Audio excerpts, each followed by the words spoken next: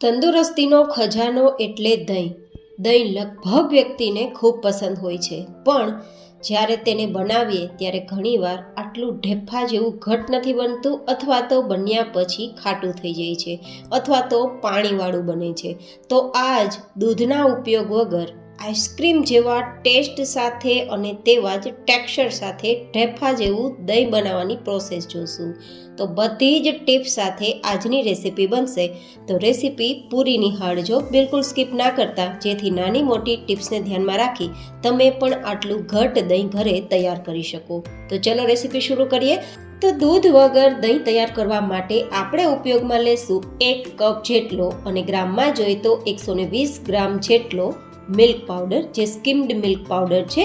અહીંયા dairy whitener milk powder આવે છે, તેનો ઉપયોગ નથી કરવાનો, જેથી તમારું દહીં એકદમ ઢેફા જેવું ઘાટું તૈયાર થાય. અહીંયા મિલ્ક પાવડરથી દૂધ બનાવવા માટે પરફેક્ટ મેજરમેન્ટ હોવું જરૂરી છે, તો જ તમારું દહીં સરસ તૈયાર થશે. તો વિડીયો જરૂરથી પૂરો જોજો. હવે આપણે અહીંયા તેનું દૂધ બનાવવા માટે હુંફાળું ગરમ પાણી લેશું. જો હું અત્યારે આંગળીથી ટચ કરું ને, તો આરામથી ટચ કરી શકાય તેટલું જ ગરમ છે. મતલબ આ પાણી આપણે પી શકીએ એટલું ગરમ છે, જેને હુંફાળું ગરમ કહેવાય. તો અહીંયા આપણે થોડું થોડું જ પાણી ઉમેરશું અને આ રીતે મિક્સ કરતા જશું, જેથી આપણા આ દૂધમાં કોઈ ગાંઠા કે લમ્સ ના પડે. આપણે 120 ગ્રામ જેટલો જે પાવડર લીધો છે, તેની સામે 750 ml જેટલું હુંફાળું ગરમ પાણી લેશું. કપથી જોઈએ તો 1 કપ મિલ્ક પાવડર અને 3 કપ જેટલું પાણી. મેં અહીંયા તમને ગ્રામમાં પણ માપ આપેલું છે અને કપથી પણ માપ આપેલું છે, જેથી તમે એકદમ સરળતાથી અને પરફેક્ટ તમારું દહીં તૈયાર કરી શકો. તમે ઘરમાં રહેલી વાટકીના માપથી પણ મિલ્ક પાવડર લઈ અને પછી જે વાટકીથી મિલ્ક પાવડર લીધો હોય તેનું 3 ગણું પાણી ઉમેરી આ રીતે મિલ્ક પાવડરનું દૂધ તૈયાર કરી શકો છો. તો આ આપણું દૂધ તૈયાર છે, પણ તેને દહીં બનાવતા પહેલાં થોડીવાર માટે ગેસ ફ્લેમ પર રાખવું પડશે. આ રીતે થોડી વાર ચલાવશું તો ફટાફટ આપણા આ મિલ્ક પાવડરથી તૈયાર થયેલ દૂધમાં ઉફાણ આવી જશે. એકવાર ઉફાણ આવી જાય પછી ગેસની ફ્લેમ બંધ કરી દેવાની છે. મિલ્ક પાવડરનો સ્મેલ ના આવે, જેથી આપણે અહીંયા તેને ઉકાળવાનું જ છે, જેથી એકદમ સરસ દૂધ જેવી જ ફ્લેવર આવે અને દહીંમાં પણ મિલ્ક પાવડરની સ્મેલ ના આવે. અત્યારે એક ઉફાણ આવી ગયું છે, તો હવે આપણે ગેસની ફ્લેમ બંધ કરી તેને નીચે લઈ લેશું. ગાઈઝ, આ રીતે તમે દહીં તૈયાર કરી, ઘણીવાર દૂધ ઘરમાં ના હોય અથવા ડેરી જેવું દહીં ખાવું હોય તો તમે આ પ્રોસેસથી દહીં તૈયાર કરી શકો છો.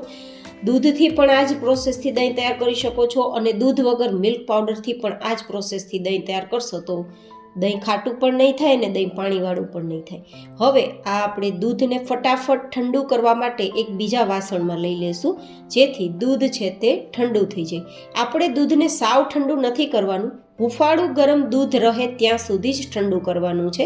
મતલબ આપણે પી શકીએ તેટલું ગરમ હોય ત્યાં સુધી ઠંડુ કરવા માટે અત્યારે આપણે તેને સાઈડમાં રાખી દઈશું.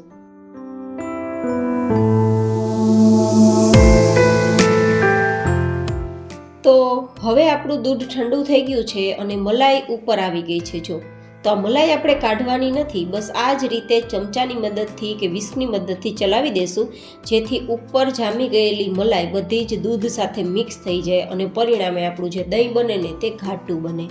તો આ રીતે એકવાર મિક્સ થઈ ગયા બાદ હવે આપણે તેમાં મેરવણ ઉમેરવાનું છે. મેરવણ માટે દહીં ઉમેરવું કે છાશ ઉમેરવું, શું ઉમેરવાથી દહીં સરસ બને તે પણ મહત્વનો ભાગ ભજવે છે.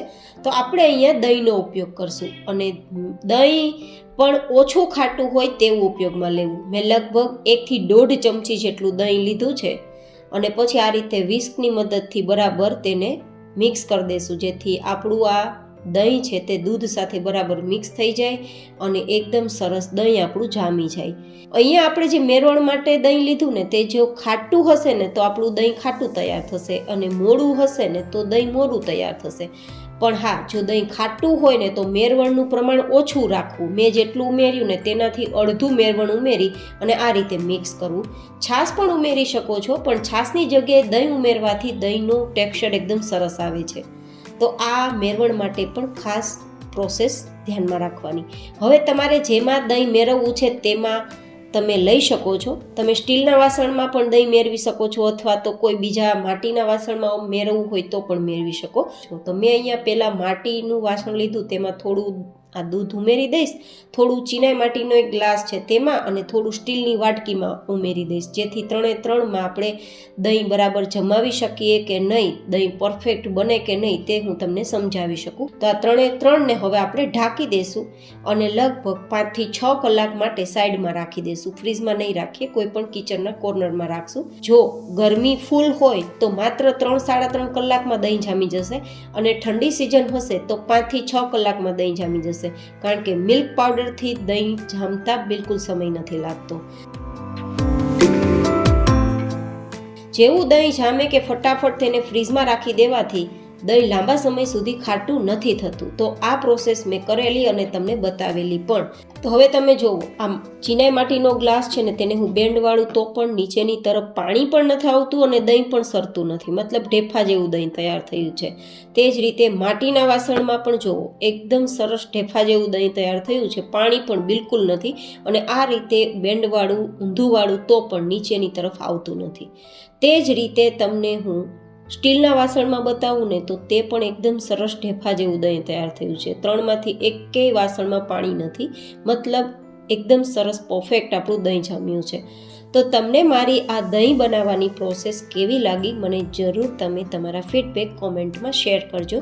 ફરી મળીશું એક નવી જેન હેલ્ધી રેસીપી સાથે. ત્યાં સુધી stay healthy and stay happy.